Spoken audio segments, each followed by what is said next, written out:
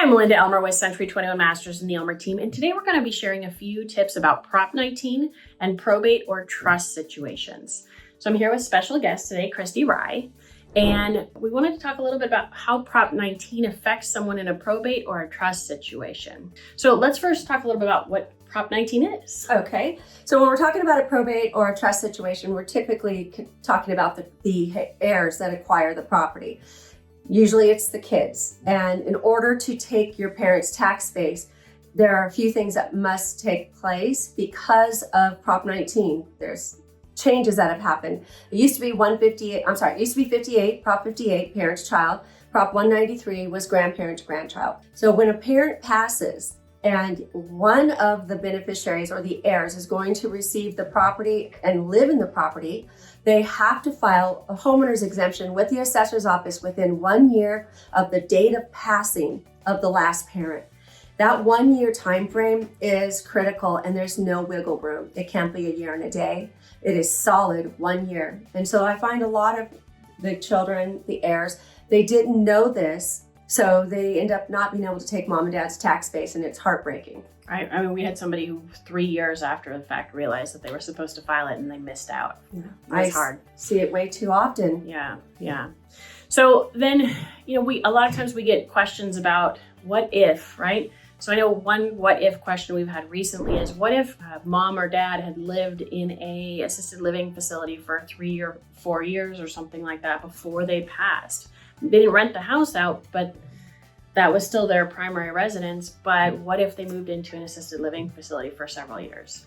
So if they moved into an assisted living property, it's still their primary. I would have whoever is going to take over the property. See, the thing is this, it's still in mom and dad's name. Mm-hmm. So until it gets transferred into your name or they pass, the property still belongs to mom and dad.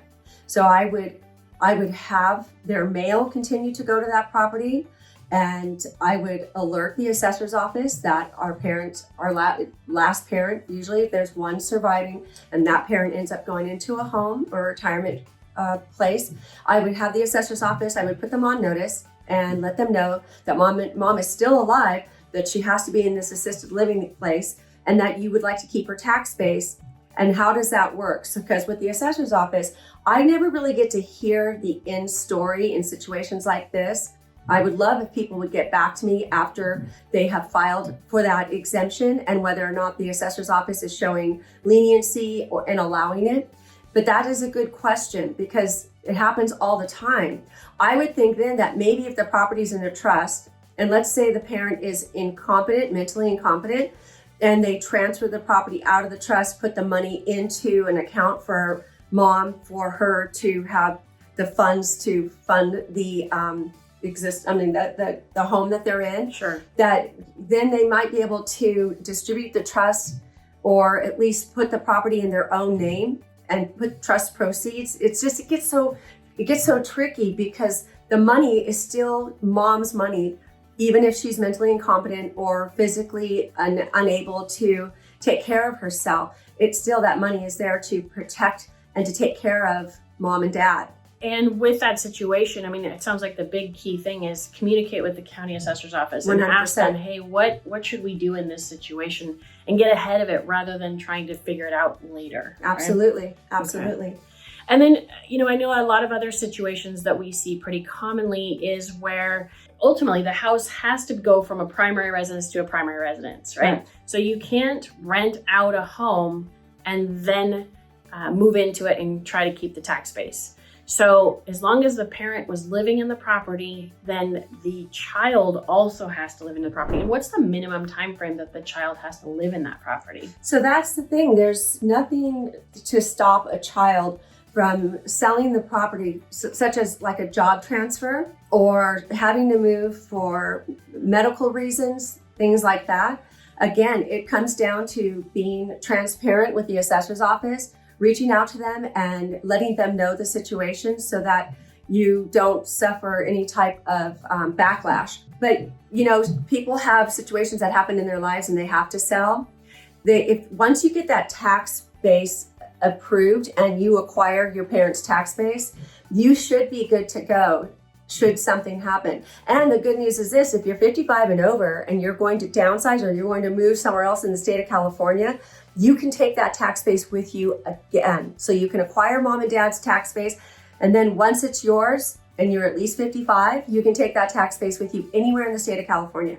And is there a minimum time frame to, like, so they could live there for a year and then they could rent it out and it would still be, you still get to keep that primary residence tax base transfer, basically? Yes. Absolutely. As long as absolutely. As long as you don't do anything to the chain of title that's going to trigger a reassessment, such as, what some people do, like all the kids who acquired, assets through mom and dad's trust. There's 4 kids. All 4 of the beneficiaries, they all get the house. I tell my clients, don't transfer the property from one sibling or from 3 siblings to 1. That's a reassessable event because transfers between siblings is not exempt from reassessment. So you have to keep the property in the 4 children's names until you sell it so that you don't lose that tax base. There's so many things you have to be careful of. How you hold title and what you do with your title is critical in this regard, and you'll get reassessed. Prop 19 transfers now, just about all of them, with the exception of the 5 that I mentioned, you will get reassessed. You just really have to be careful. And I see a lot of it, Melinda. Mm-hmm. People will call me and they'll say, I added my nephew onto title because he helps me a lot, and I got reassessed.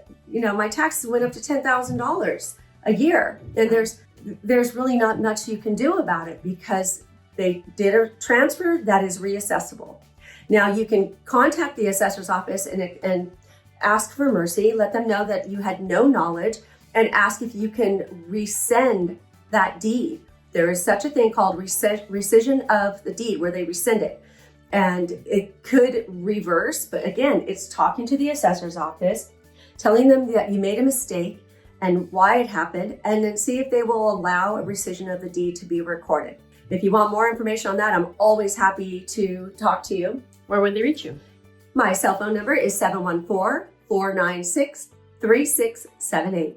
And of course, you can reach us here at the Elmer Team at melinda@theelmerteam.com or 562-316-2915. Thanks so much for watching, and please feel free to forward and share this with your friends.